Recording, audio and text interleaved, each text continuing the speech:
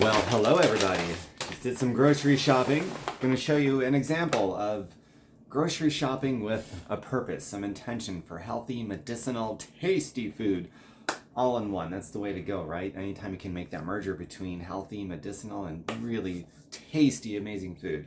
So orgasmicpathways.com is my website. Choose your pathways. So let's open this thing up. It's going to be a lot of tips in here to help you out, all very valuable. So first things up, coconut water. When you get coconut water, you're going to see a theme here. Look at the ingredients list, not just the label that makes everything look nice and healthy, because a lot of times labels are just very misleading. But the ingredients list are going to show the ingredients, what's actually in it. Also, it's in order of quantity, and I'll show you how that's relevant as I go through this bag. So this one is organic coconut water. That's it. It's the only thing in here. It's all that needs to be in there. Perfect. Next up, some pears. This is organic. I'm going to give you a helpful mnemonic device.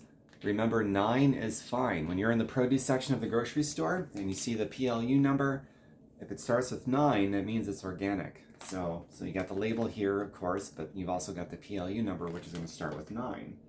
So that's also very, very helpful. Remember that.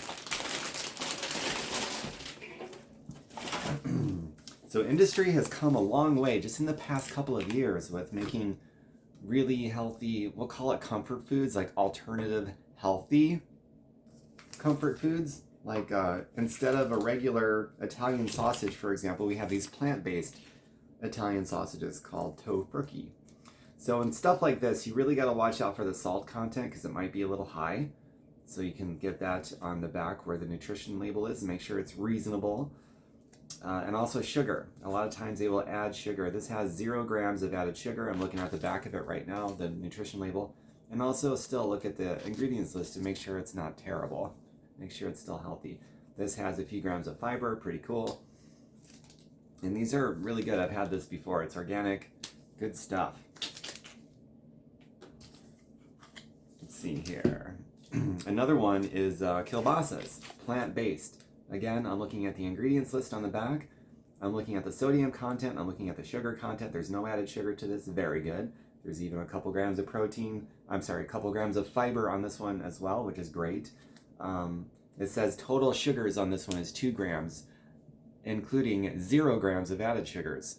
So the only sugar that's in this is found in the whole foods as it just naturally occurs in nature as it is. Like if you eat an apple, there's going to be sugar in it, even though you've added no sugar to it. The apple automatically nature makes it with sugar, but in the exact quantities that it should be so that our bodies knows what to do with it so that we can metabolize it and put it out there as energy instead of storing it as fat and damaging our pancreas. So the only healthy way to get sugar really is just through natural foods as it occurs naturally in foods instead of adding it to it. So if you want to sweeten up a marinara, I think I got some of that in here too. Yes, I will do that next. So for example, if you're making a marinara or you're going to buy a marinara, make sure it has no sugar added, but you can puree up like a date or a fig or something and get your sugar from a natural whole food source like that. And so same thing with marinara sauce. Marinara sauce, you'll have to look at a few because it's a little difficult to find a marinara sauce or a spaghetti sauce, pasta sauce, whatever, that doesn't add sugar. They are out there and it is becoming easier to find it, but it's still a little difficult. I suspect the way the trajectory is going, it will continue to get easier to find good marinara sauce that doesn't add any sugar. So again, for that one, look at the ingredients list, look at the nutritional label. Total sugar is 4 grams, 0 grams of added sugars. Love that. Oh, that's so sweet. And then the ingredients list, where is it? Here it is. Italian whole peel tomatoes, olive oil, onions, a little bit of salt, garlic, basil, black pepper, and oregano. So look at the salt content. The salt is relatively low, so I'm not going to worry about that. That's pretty good stuff right there. Let's see here. Some ginger root, herbs and spices instead of salt and sugar. So here's a piece of some ginger root. I love ginger root. I think I got some turmeric. Yep, here we go. Some turmeric as well. So those are staples in my house. I've also got them in powdered version, but Some herbs and spices I also love to get from the produce section as well, like ginger and turmeric. Those are two staples in my house always, because they are so powerful and so potent, especially if you get them raw. And I've got videos on how to get them raw, some creative ways to get those juices in you. Even if you don't have a juicer, I've got some pretty good creative ways to get those juices in you. And it's an incredible immune system booster. See what else here. Kombucha. The only one I know of that's any good is GT's. Most of GT's kombuchas do not add any sugar. Some of them do, so you still gotta look. But this is the only brand I know that doesn't add any. And I don't know why the other ones do, but they do, and they add a lot of sugars. I don't understand that. It's the weirdest thing. So total sugars, 12 grams, includes 0 grams of added sugars. Then you'll also see on the ingredients list, it does not include sugar in it. So the sugar is coming from, well, let's read it. Let's see, GT's kombucha cultures for gut health. Black tea, green tea, kiwi juice. So the kiwi obviously is going to have some sugar that naturally occurs in it. Fresh pressed ginger juice, and that's it. So I would say probably all the sugar of this is going to come from the kiwi. So that's what they use basically to sweeten this instead of adding sugar to it. That's the way it should be done. Let's see here. What else was I going to point out on this one? Oh yeah, my favorite. All of them are good, but I really like the ginger and turmeric one. It tastes really good. It's refreshing, but also very highly anti-inflammatory. Ginger and turmeric. I got the stuff here too in its produce form. I just love anytime you can put ginger and turmeric in your body, and with turmeric couple it with some black pepper to increase the nutrient absorption. It's one of the most powerful pairings that you can do, is to pair turmeric with black pepper, because it increases so much more of the medicinal properties of the turmeric. And turmeric happens to be the most anti-inflammation food that the earth grows. So it's a good one to get in you on a daily basis. In fact, most turmeric supplements, if you read the ingredients list, it will include black pepper for that reason. All right, let's see what else we got here. Some blueberries. Love blueberries. Also a staple in my house. Some mangoes, sliced mangoes. You pay a little bit more, but I don't always feel like slicing up mangoes, so I'm happy to pay $1 more for someone else to do it for me. This is my favorite plant-based milk. There's a lot of really good ones out there. There's also a lot of really bad ones out there that contain a lot of excipients, but this one, Califia, C-A-L-I-F-I-A, they're the best. They don't seem to add any excipients. Now, some of them will add sugar, so you still have to look at the back, but this one does not add any sugar. It's toasted coconut almond milk. So if you look at the ingredients, almond milk, coconut, calcium, potassium citrate, monk fruit extract. So there's some sweetener going on with the monk fruit. And monk fruit, it doesn't spike blood sugar like regular sugar does. Monk fruit is actually pretty incredible. But total sugar is 0. So there's no sugar at all in it. So I wonder what part of the monk fruit they're using. Maybe not the sweetener part. But this even has a little bit of fiber in it, which is kind of bizarre. But it does come from plants, so I guess it's not that bizarre after all. And the sodium is very, very low. So yeah, this is my favorite plant-based milk to buy. Right there. Okay, let's see what else. Okay, this is an area where they're especially getting much better just in the past few years when it comes to pastas. They make so many pastas that don't have any starch or very little starch, and I'll go over that right now, but this one is yellow lentil spaghetti. So this is a great example of how a label could be misleading. So you look, oh, it's healthy, it's free from all these bad things, and it's got all this protein, and it's made out of lentils instead of, starchy potatoes. But then a lot of times food manufacturers, they'll put the good stuff like in the very end of the ingredients list. And the reason that is relevant is because on the ingredients list, like I said earlier in this video, they appear in order of quantity. So if you see a bag of chips or a thing of pasta or whatever, and there's an amazing ingredient like chia seeds and flax and in this case, lentils. But then you look at the ingredients list and it's listed at like number 5. Well, it's going to have trace amounts of that beautiful label that's on the front. So this is listed very first ingredient. So this is dominantly made out of yellow lentils. It's fantastic.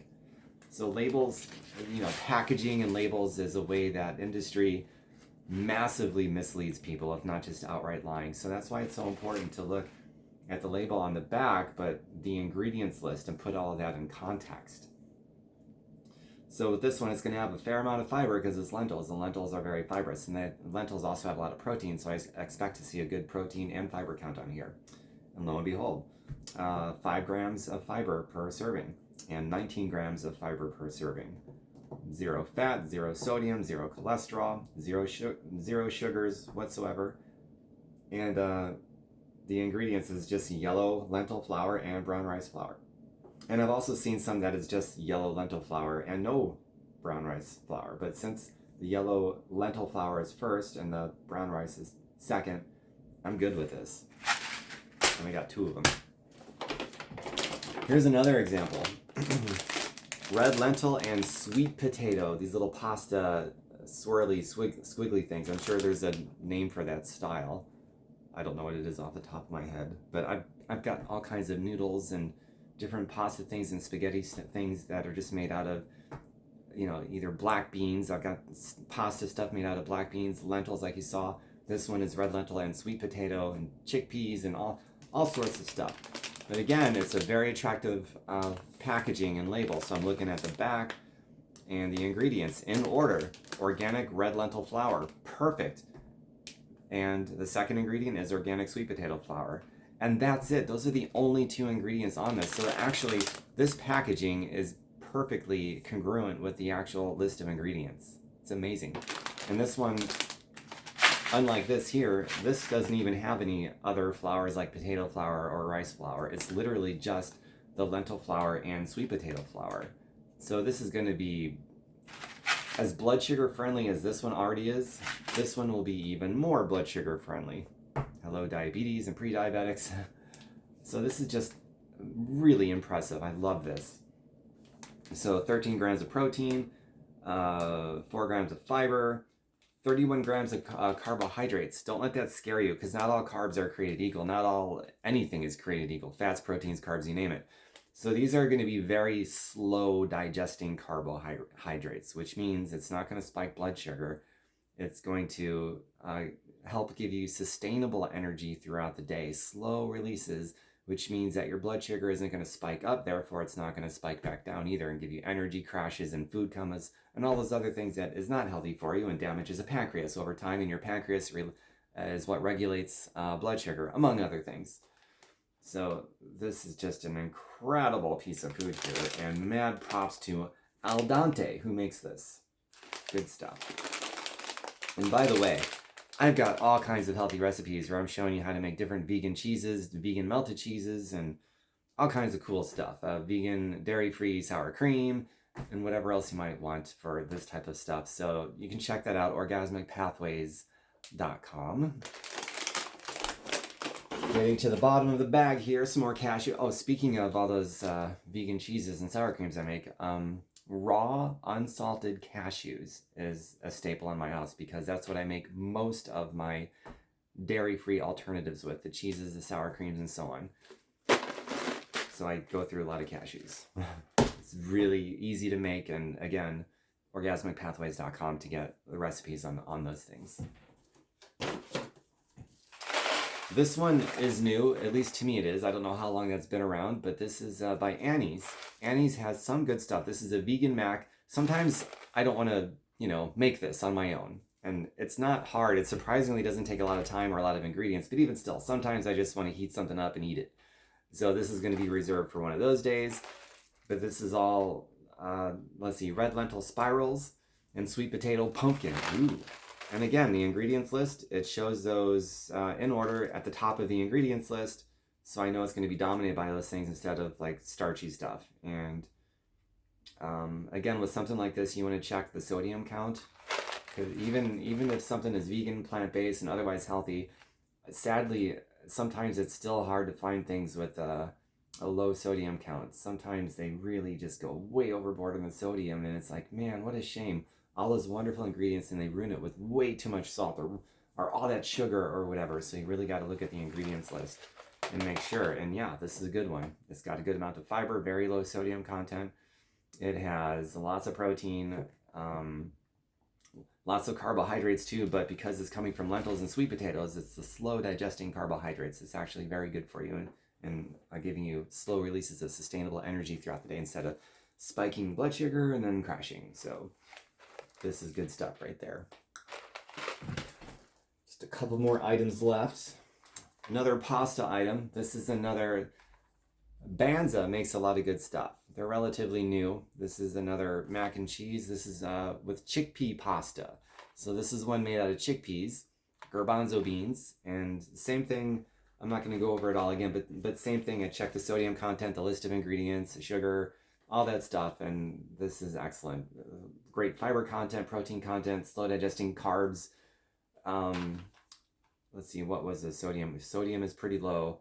Not as low as Annie's. So Annie's score is a little bit higher on the sodium content because it's a little lower. And no added sugars whatsoever, but there's 3 grams of sugar total, and that's probably coming from the sweet potato. Slow digesting sugars from that. Getting there. So organic yellow mustard. When you get mustard, you want to make sure it's organic because a major ingredient of mustard is vinegar. So you want to make sure in the ingredients it lists organic vinegar, which this does, thankfully. And there's no sugar in here.